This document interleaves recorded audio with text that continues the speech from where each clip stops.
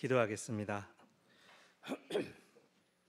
감사하신 하나님께서 이 시간 말씀의 영으로 저희를 주장하시고 인도하여 주시옵소서. 우리 모두가 한 마음과 한 영으로 하나님께 집중하며 말씀을 듣고 또 성찬을 나누게끔 저희를 주장하여 주시옵소서.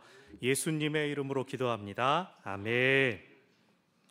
오늘 종려주일입니다. 예수님의 예루살렘 입성을 기념하는 주일입니다. 또한 우리 공동체는 성례의 주일로 지키며 성찬을 나눌 것입니다.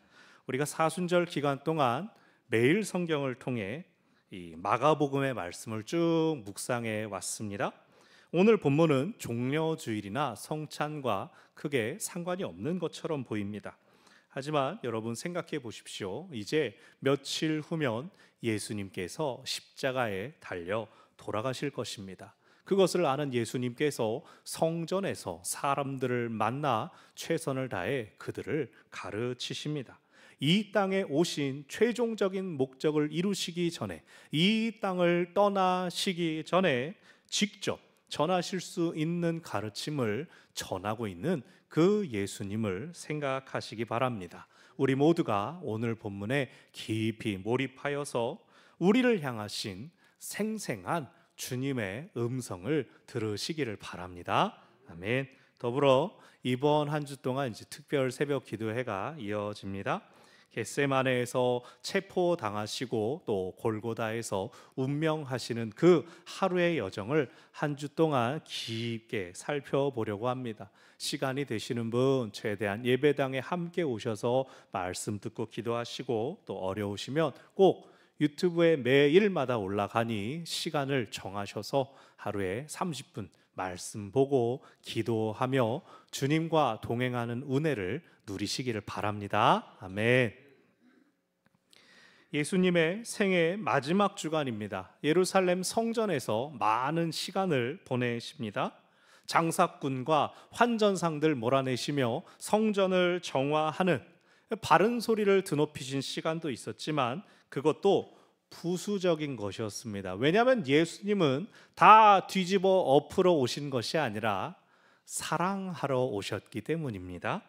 그래서 예수님은 오늘 성전에서 사람들과 함께 계십니다. 그들에게 하나님 나라를 가르쳐 주시고 말씀을 들려주십니다.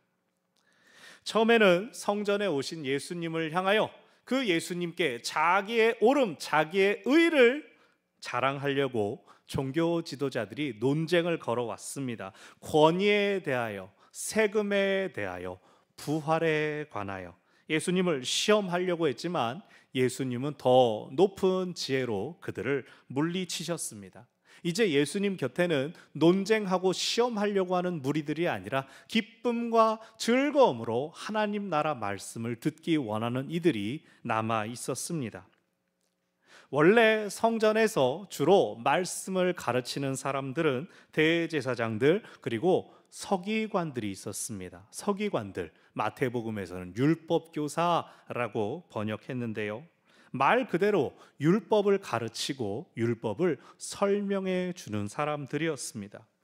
그러나 예수님은 현재의 성전은 잎만 무성하고 열매가 없는 무화과 나무와 같이 허례허식으로 가득 차 있다라고 지적하시면서 서기관들도 마찬가지다라고 말씀하십니다. 서기관들이 가르치는 내용 중에 그리스도는 다윗의 자손이다라고 하는 것이 있었습니다. 얼마 전 예수님께서 입성하실 때에 우리가 오늘 찬성가대도 사람들이 무엇라고 외쳤습니까? 사람들이 호산나! 호산나! 다윗의 이름으로 오시는 이여 호산나! 이걸 보고 종교 지도자들이 불편한 마음을 품었던 것을 예수님께서 아셨습니다. 예수님이 다윗의 후손이 맞기는 하지만 이 종교 지도자들이 바랐던 것은 어떠한 왕이었을까요?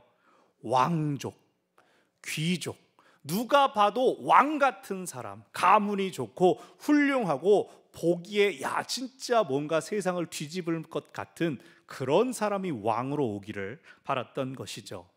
혹은 어떤 종교 지도자들은 세상은 계속 로마가 다스리고 우리 밥그릇만 건드리지 않으면 무슨 상관이냐고 여기는 이들도 있었습니다. 그들 중에 많은 사람들이 하나님의 뜻, 하나님 나라, 하나님의 말씀에는 관심이 없었기 때문이죠. 예수님께서 그들의 생각을 꼬집으십니다. 어째서 그리스도를 다윗의 자손이라고 서기관들이 가르치는가?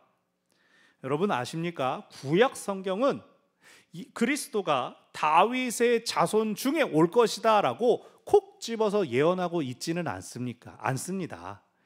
다윗에게 주셨던 다윗 언약 가운데 너의 뒤에서 왕이 계속 일어나게 할 것이다 라고 약속하여 주셨지만 이스라엘이 멸망하지 않았습니까? 왕이 다윗의 가문에서 일어날 것은 예고하셨지만 나라가 망한 다음에 그럼에도 다윗의 가문에서 그리스도 메시아가 올 것이다. 이것은 후대에 생겨난 신학입니다. 예수님이 다윗의 자손으로 오신 것은 이제 그것들을 더 보완해 주시는 역할을 한 것이죠.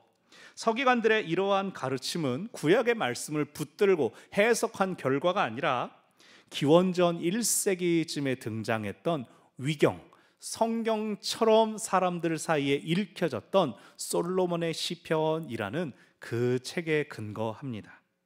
다윗의 자손이 와서 이방인을 무찌르고 예루살렘을 정결하게 할 것이다 라는 내용이 그 솔로몬의 시편에 담겨져 있었는데 그 당시에 유대 사회에서 이 로마에 대해 반란을 일으키는 극렬 분자들이 많이 있었기 때문입니다. 우리가 세상의 질서를 잡아야 된다라고 할 때 실제로 솔로몬이 쓴 건 아니지만 솔로몬이 쓴 것 같은 위경을 통해서 그리스도는 다윗의 자손이다라고 하는 내용이 나오게 된 것이죠. 바리새인들이 그것으로 메시아 신학의 근간을 삼았고 사람들에게 그렇게 가르치기 시작했습니다. 유다 지파 다윗의 후손 가운데 메시아가 올 것이다. 그러나 예수님은 오늘 말씀에서 시편 110편 1절의 말씀을 인용하면서 이렇게 말씀하십니다. 이 시에서 다윗이 메시아를 내 주라고 부르고 있지 않느냐. 보십시오. 주께서 내 주께 이르시되, 앞에 주는 하나님이십니다. 하나님이 내 주께 그리스도께 메시아께 말씀하셨다. 그런데 당장 여기서 생각해 보아라. 다윗이 자기 후손을 내 주라고 부르겠느냐? 자신의 까마득한 후손을 그라고 할 수는 있을지 몰라도 나의 주님이라고 하지는 않을 것이다. 이 말씀을 통하여 예수님을 보면서 다윗이랑 얼굴이 닮았는가 말았는가, 할아버지가 누군가, 그런 주객이 전도된 이야기들 하지 말라는 겁니다.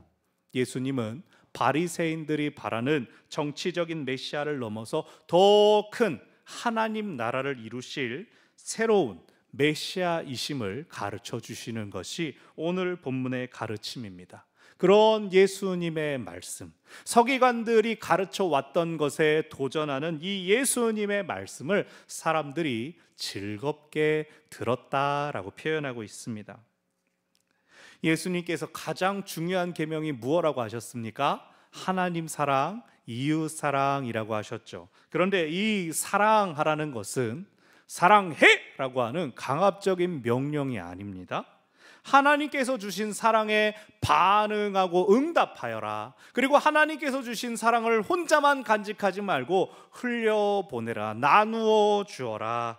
바로 그것입니다. 하나님의 법은 우리를 억지로 붙잡고 질질 끌고 가는 것이 아니라 즐겁게 반응하고 나누며 따라오라고, 함께 가자고 우리를 초대합니다. 하나님이 예비하신 복과 은혜로 우리를 초청하듯이 예수님의 가르침도 그러했습니다. 예수님은 사람들을 하나님의 나라로 부르셨습니다. 그런 예수님의 말씀에 기쁨이 있었습니다. 즐거움이 있었습니다. 계속해서 예수님은 이런 가르침을 가르치는 서기관들을 주의하라라는 말씀을 하십니다. 그들은 긴 옷을 입어서 자신들을 돋보이게 하고 사람들이 많은 곳에서 인사받고 인정받음으로 억지로 존경을 받으려고 한다라고 하십니다. 실제로 그 서기관들은 어떤 사람들이냐? 과부의 재산을 빼앗고 거칠애로 길게 기도하는 위선자들이다라고 말씀하십니다.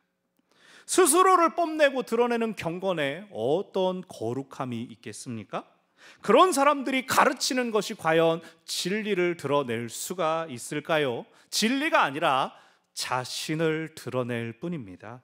게다가 약자인 과부들을 돌아보고 그들을 지켜주는 게 아니라 그들의 재산을 삼켜버립니다. 서기관은 가르침의 대가로 돈을 받는 것은 금지되어 있었습니다. 그러면 그들은 어떻게 먹고 살았을까요? 성전에서의 보조금이 있고 또 신자들로부터의, 유대인들로부터의 기부금을 통해 살았습니다. 서기관을 돕는 것은 구제와 마찬가지로 선한 경건의 행위로 장려되었습니다. 그래서 어떤 서기관들, 정말로 진실하게 하나님 말씀 붙잡고 가르치고 전하는 그러한 서기관들에게는 그 후원, 그 기부금들이 만나와도 같은 은혜였을 것입니다. 아이고 감사합니다. 내가 더 하나님의 말씀 더 잘 가르치겠습니다 했을 겁니다. 그러나 예수님 당시에 많은 서기관들은 오늘은 이것 받았네? 내가 더 받아내야 되겠군. 내가 더 거룩해 보여야 되겠군. 내가 더 경건한 사람으로 소문이 나야 되겠군. 그래서 기도를 길게 2시간, 3시간 기도하기도 하고 일부러 긴 옷을 입고 많은 사람이 내게 존경을 표하면 내가 좀 더 거룩해 보이겠지, 경건해 보이겠지. 그렇게 호의호식하는 서기관들이 많았다고 합니다. 목회자인 제게는 아주 두려운 말씀입니다. 사실 예수님께서 제자들을 둘씩 파송하실 때에는 도움받아라, 너네가 가는 그곳에서 너네 먹을 것, 너네 쉴 곳을 제공받아라, 그것을 예수님도 장려하셨습니다. 그러나 하나님 나라를 위한 일에 그렇게 도움을 받아야지 그곳으로 개인의 사리사욕을 채우면 안 되는 것이죠. 제가 이 본문을 묵상하면서 떠오른 것이 지난 한 해 동안 성도 여러분들이 많은 사랑을 해주시면서 또 명절이나 이제 휴가 때 조금씩 신경 써주신 분들이 계셨습니다. 저희 가족을 섬겨주신 분들 참 감사한 마음이 들었습니다. 그런데 올해부터는 이 상여금을 교회에서 책정을 했습니다. 그래서 올해부터는 괜찮습니다. 교회에서 다 주시는 대로 그걸로 충분합니다. 김동호 목사님이 예전에 영락교회 다닐 때 그랬다고 합니다. 성도의 가정에 신방을 갔다가 목사님 아까 보니까 요 반찬 좋아하시는 것 같아가지고 조금 싸드렸어요. 아이고 감사합니다. 집에 와서 반찬통 하나하나 까는데 맨 밑에 봉투가 있더랍니다. 아이고 감사해라 라고 생각을 했는데 목사님이 감사하다라고 끝난 줄 알았는데 다른 성도 가정에서 목사님 요거 좋아하신다면서요 라고 또 싸주시니까 그걸 들고 집에 돌아와서 목사님께서 이렇게 혹시 하고 마음이 신경이 쓰였다는 겁니다. 그 말씀을 들려주시더라고요. 제가 전에 있던 교회에서도 이렇게 대신방 기간이 되어서 담임 목사님과 함께 신방을 가면 담임 목사님이 헌금 봉투 이렇게 딱 예배 상에 올려놓으시면 기도 제목만 딱 읽고 저한테 그냥 그대로 딱 밀어버리셨습니다. 그럼 제가 이제 성경책에 껴놨다가 교회에 도착하자마자 헌금함에 바로 집어넣도록 그렇게 훈련을 받았습니다. 그 교회는 헌금함을 이렇게 쇠로 용접해서 벽에다 붙여놨었거든요. 제일 안전한 거. 그게 맞는 거죠. 예수님께서 서기관들의 잘못된 가르침, 위선적인 경건을 꾸짖으셨습니다. 그리고 헌금함을 향해 앉으셨습니다. 당시에 성전 주위에는 13개의 헌금함이 있었다고 합니다. 헌금함마다 특별한 목적이 기록되어 있을 때도 있었고 혹은 사람들의 왕래가 이쪽으로 온 사람은 이쪽에 헌금하고 할 수 있게 되어 있었죠. 그 당시는 동전을 썼기 때문에 동전을 잘 담을 수 있도록 이 금속으로 된 나팔 같은 입구가 있었습니다. 거기에 헌금을 하게 되면 땡땡으로 또르르 통콩 하고 소리가 크게 울려 퍼졌죠. 부유한 사람이 동전을 내면 어떻게 했겠습니까?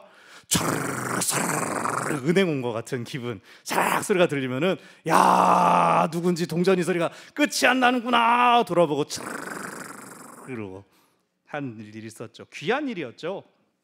사람들이 칭찬하고 야, 저 사람 정말 복 받겠다. 나도 저런 복 한번 받아보고 싶다. 그랬겠죠. 그때 그 지켜보는 예수님과 제자들 앞에 한 가난한 과부가 나타났습니다. 그리고 조심스럽게 동전을 꺼내 2렙돈을 드릴 때 무슨 소리가 났을까요?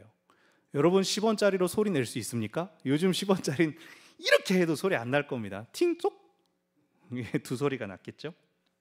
한 렙돈은 얼마인가? 한 데나리온의 100분의 1입니다. 한 데나리온은 그때 당시 노동자의 하루 임금입니다. 오늘날 단위로 환산하면 못 받아도 이제 15만 원, 하루에 15만 원을 받는다라고 하면 2렙돈은 이제 3,000원 정도입니다. 3,000원이면 오늘 어디 가서 밥이라도 사 먹습니까? 메뉴 안 시키고 공깃밥만 추가하면 될까요? 그럴 수 있습니까? 안 되죠. 편의점 가서 컵밥 하나 사 먹을까요? 아주 작은 돈입니다. 전통적으로는 이 과부가 그렇게 적지만 자신의 전부를 드렸다라고 하는 전적 헌신의 예로 많이 해석했습니다. 그런데 맥락상으로는 어떻게 되냐면 이 앞에 서기관들의 위선 때문에 그 모든 가산을 탕진당하고 또 그 남은 것마저도 드리고 있는 아주 불쌍한 여인으로 지금 소개되고 있습니다. 자기가 구제를 받아야 되는데 율법의 가르침을 따르기 위해서 그 한 끼도 해결하지 못할 마지막 헌금을 그곳에 넣어버린 것이죠. 예수님께서 그녀를 칭찬하시는 것은 하나님께서 저 불쌍한 여인 기억하여 주십시오, 축복하신 것입니다.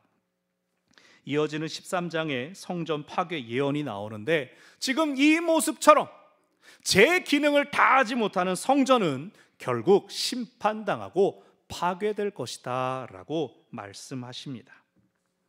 과부의 헌금 귀한 겁니다. 칭찬받을 만합니다. 그런데 당장 저녁밥은 어떻게 합니까? 집에 애들이 있으면 또 어떡합니까? 오늘 본문에 나오는 이 과부는 종교적인 폭력의 희생양입니다. 오늘 말씀을 저만 두려움으로 받는 것이 아니기를 바랍니다. 여러분, 우리 안에 서기관 들어오지 않게 하여 주십시오. 그렇게 기도하셔야 됩니다. 서기관 같은 위선을 경계하셔야 됩니다. 내가 하나님 앞에 바로 서 있지 않고 내 자랑, 내 의가 드러나려고 한다면 우리 중에도 나의 높임 때문에 낮아지고 가난해지는 과부가 나타날 수 있다는 겁니다. 물론 하나님께서는 낮은 자를 구원하시고 높여주십니다. 그러나 우리가 자신을 높인 것 때문에 다른 이가 강제로 낮아지게 되는 일은 없어야 합니다. 오늘 주님께서 말씀하시려는 참된 경건은 무엇일까요? 자신을 드러내지 않고 겸손함과 온유함으로 하나님 나라의 가치를 드러내며 실천하는 것입니다. 판에 박혀있는, 입에 붙어있는 성경 지식을 뽐내고 자랑하는 것이 아니라 날마다 새롭게 하시는 성령의 은혜로 말씀을 묵상하고 실천하는 것이 참된 경건입니다. 자기를 자랑하고 높은 자리에 앉아 사람들을 가르치기를 즐겨하는 것이 아니라 낮은 자리에서 사람들을 돌아보고 위로하며 격려하는 것이 참된 경건입니다. 오늘 우리가 나눌 성찬은 우리 모두가 그 거룩하신 주님의 한 몸임을 확인하는 예식입니다. 서로 돌아보아 사랑과 선행을 격려하며 모이기를 더욱 권하고 그날이 오기까지 더욱 힘쓰고 힘쓰는 주님의 몸된 공동체가 주님과 그리고 서로와 연합하는 시간입니다. 우리 모두를 위하여 자신을 낮추시고 죽기까지 내어주신 주님을 기억하면서 성찬 앞에 모든 허례, 허시, 나의 허탄함들을 내려놓으시기 바랍니다. 하나님은 영이시니 예배하는 자가 영과 진리로 예배할지니라 했습니다. 이 자리에 임하신 하나님께서 낮아진 우리를 받으시고 우리 모두를 함께 높이시기를 바랍니다. 기도하겠습니다. 하나님, 우리에게 오늘 허락하신 말씀들 두려움과 깨어 있음으로 받는 저희들이 되게 하여 주시옵소서. 참으로 저희의 믿음을 보시는 하나님 앞에 저희의 있는 모습 그대로를 낮추고 내어드리는 하나님의 사람들 저희가 되게 하여 주시옵소서. 예수님의 이름으로 기도합니다. 아멘.